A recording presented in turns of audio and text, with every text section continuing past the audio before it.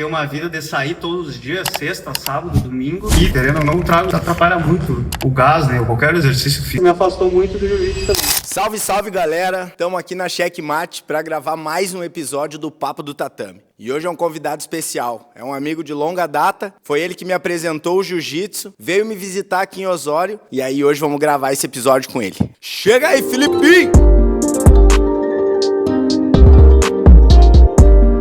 Aqui é meu amigo Felipe, conheci ele em Santa Maria, quando eu ainda estava na faculdade. Aprontamos algumas por aí nessa vida, mas esse cara foi o cara que me apresentou para o jiu-jitsu, acho que foi lá em 2018. Ele já insistia que eu precisava fazer um esporte, que eu precisava fazer uma luta, que eu precisava aprender a me defender de fato. Foi ele que me levou na primeira aula experimental que eu fiz. Então hoje, chamei ele aí para mostrar um pouco da história dele no jiu-jitsu e na vida em si. E aí, Filipinho? Prazer, meu nome é Felipe, moro atualmente em São Gabriel, sou de Santa Maria, Rio Grande do Sul. A gente se conheceu em Santa Maria lá. Até na época que a gente se conheceu, eu já tinha parado de treinar, né? A minha história com o jiu-jitsu começou com meu irmão. Meu irmão começou a treinar antes de mim. Daí ele mostrando golpe em casa e mostrando armlock, mata-leão. Daí a gente já fica impressionado, né? Pensando, meu Deus, uma técnica que pega o braço. Só do meu irmão me mostrar no colégio. Daí sempre naquela galinhagem de guri novo, sabe como é que é, né? Daí sempre sobrava um mata-leãozinho ali, um armlock ali meio desajeitado. Daí eu comecei a fazer MMA na época, com uns 17 anos, mais ou menos. Daí durou pouco, em questão de um ano ali eu já fui pro jiu-jitsu. E daí eu fiz, cara, eu acho que eu devo ter feito assim uns 6 anos, 6 a 8 anos de jiu-jitsu assim, intercalado, com as férias do verão ali do colégio e da faculdade, eu sempre viajava pra fora. Fui indo, fiquei bastante tempo na faixa branca, 4 ou 5 anos na faixa branca e depois mais uns 2 de faixa azul. Daí parei, quando começou ali, acho que foi 2024, né? Que eu botei pilha pra te começar, daí tu começou, e daí depois eu voltei, né? Graças a ti, que insistiu, e daí eu parei de novo, daí quando tu veio pra Osório aqui, que tu começou a treinar direto, daí me botou pilha e eu voltei de novo.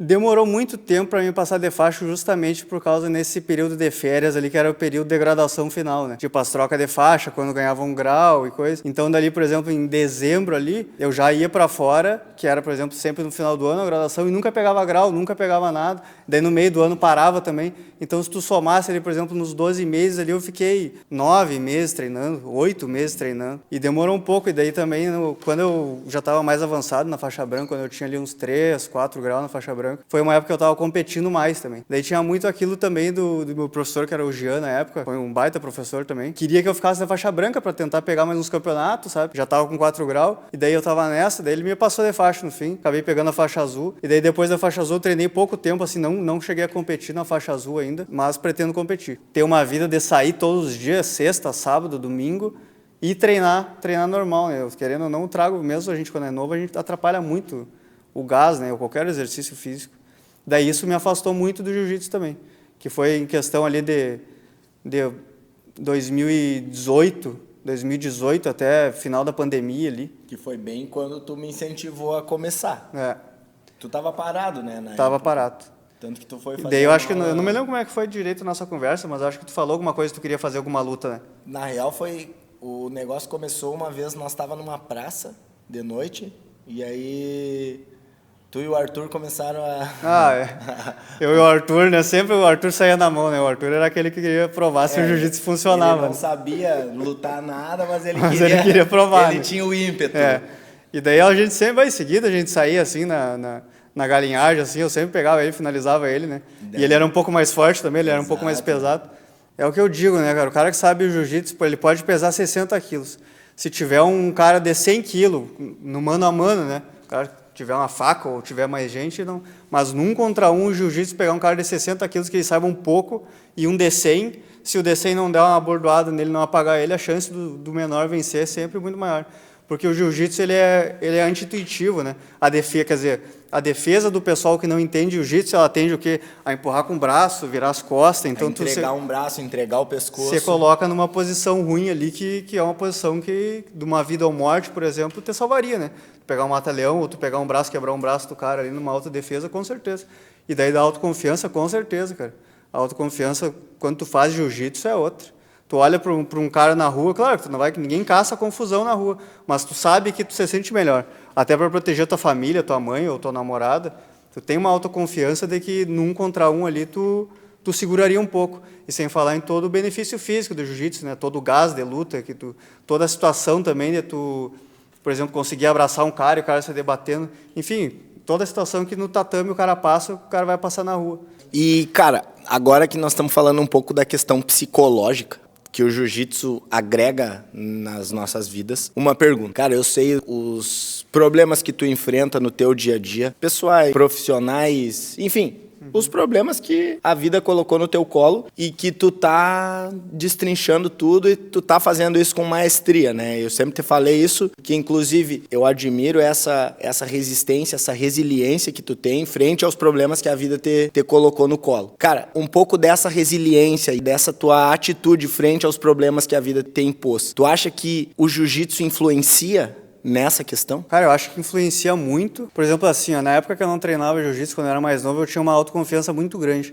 Que chega a ser aquela autoconfiança do faixa branca que começou a treinar agora e acha que consegue bater em qualquer um na rua, entendeu? É normal isso, porque daí tu começa a descobrir, tu vem aqui, tu finaliza um, finaliza dois, pega um cara que é maior, daí tu vai pensar que na rua, pô, então com um leigo eu vou fazer qualquer coisa. E quando eu parei de treinar e a vida também vai apresentando algumas dificuldades ao longo do tempo, tu vai baixando um pouco essa autoconfiança. E eu senti muito isso quando eu voltei pro jiu-jitsu também. Tipo, aquele sangue no olho, aquela garra de ter diminuído um pouco por ter parado com o jiu-jitsu. Às vezes não é a semana do cara, às vezes não é o mês do cara, tu passa uma semana apanhando pra todo mundo e continua vindo. Então, ou seja, tanto o jiu-jitsu te traz a coragem pra vida, quanto a vida também pode te trazer a coragem ou pode te abaixar no jiu-jitsu. Só que no esporte, no jiu-jitsu, como ele é um esporte, se tu é bom no jiu-jitsu, automaticamente tu já ganha uma certa confiança maior para fazer as coisas da vida. Então ele é meio que um equilíbrio dos dois, né? Treinando para uma competição, estiver treinando forte, não precisa nem ser para uma competição, estiver treinando forte, desempenhando forte, tu vai fazer isso nas outras áreas da tua vida também.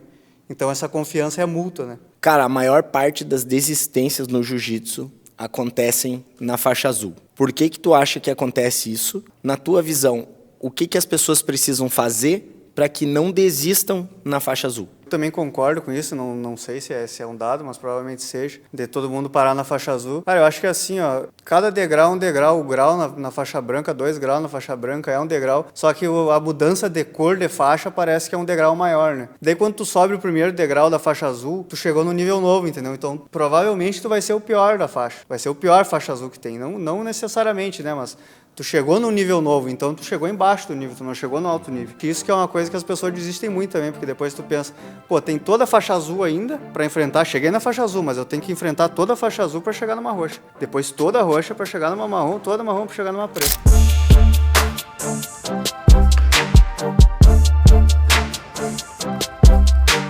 Tu quer partir de pedra, postura de pedra? Não, chega na minha guarda, que eu vou ter mostrado aqui debaixo. Tá. Quando eu tô... Cara, primeiro de tudo, cara, meia guarda. Sempre o cotovelo junto, esse joelho tu sempre usa pra afastar. Isso aqui não é meia guarda. É meia guarda, isso aqui. Isso aqui não é meia guarda. É meia guarda, mas tu tá na vantagem, entendeu? Ou seja, se eu tiver assim, se eu tiver com esse joelho pra cá, eu tenho que pelo menos ganhar essa esgrima aqui, né? Tá. Por quê? Porque daí a gente consegue, a gente tem um pouco mais de controle, eu consigo, por exemplo, sair pra cá, ir pra tuas costas. Esse cotovelo, ele te ajuda muito a subir, cara, porque olha como, tipo, eu até consigo subir aqui fazendo uma força, mas aqui eu não faço nada de força, eu preciso tirar meu corpo de baixo. E aqui eu tô com a base de fazer, ó, daí empurra bem o joelho do cara lá e volta. E volta puxando, que dificilmente... Pô, tá louco? Aí. Isso aí, chuta isso daqui. Aí. Se tu chutar bem chutado ali, ó, não precisa nem... Tu vai ter que levantar. Porque aqui tu estica o cara de uma maneira tão ruim que depois tu puxa. Quando tu levantar, tu puxa. Eu aprendi esses dias, ó. Tá na guarda fechada aqui, né? Tá na guarda fechada. Levanta pra abrir a guarda. Daí aqui, ó, o cara levantando pra levantar. Quando o cara levantou, tu já abre. Bota as duas pernas no quadril, empurra o cara e vem com as dois pés no bíceps. Daí tu faz aqui, ó. Um pé tu solta e o outro tu baixa no chão. E aqui tu já tá naquela maneira que tu gosta. E daí depois tu pode, né, bater com as duas pra um lado. Assim, ó. E ó. Já tá encaixadinho. Né? Quando o cara abriu, quando eu subir a outra, tu já fica no joelho. Agora com os dois pés no quadril, me empurra pra longe. Cria espaço, vem com o pé no bíceps. Esse aqui tu bate no chão e empurra pra lá.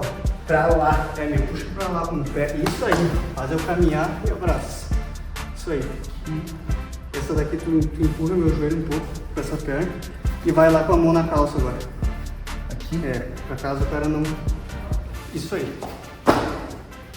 Salve galera, então esse aí foi um treininho com o Filipinho. O Filipinho aí nos mostrou algumas posições da meia guarda, tanto raspagens quanto a evolução da meia guarda e o que a gente pode fazer para quando chegar com aquele cara mais pesado, caiu na meia guarda ali, algumas saídas. E cara, isso aí vai ser bem importante no meu jogo. Cara, curte o canal da Checkmate, nos segue no Instagram, nos segue no TikTok. Eu quero fazer um convite para tu que já nos segue aí nas redes sociais, tu que já conhece a Checkmate, tem vontade de começar no jiu-jitsu, vem fazer uma aula experimental gratuita conosco. Se tu já é graduado ou é faixa branca, já treinou, vem fazer também. Queremos você aqui no nosso tatame. Queremos te conhecer, queremos que você conheça a Checkmate, queremos que você faça jiu-jitsu também. Nos segue aqui, manda mensagem para agendar a tua aula experimental. Falou?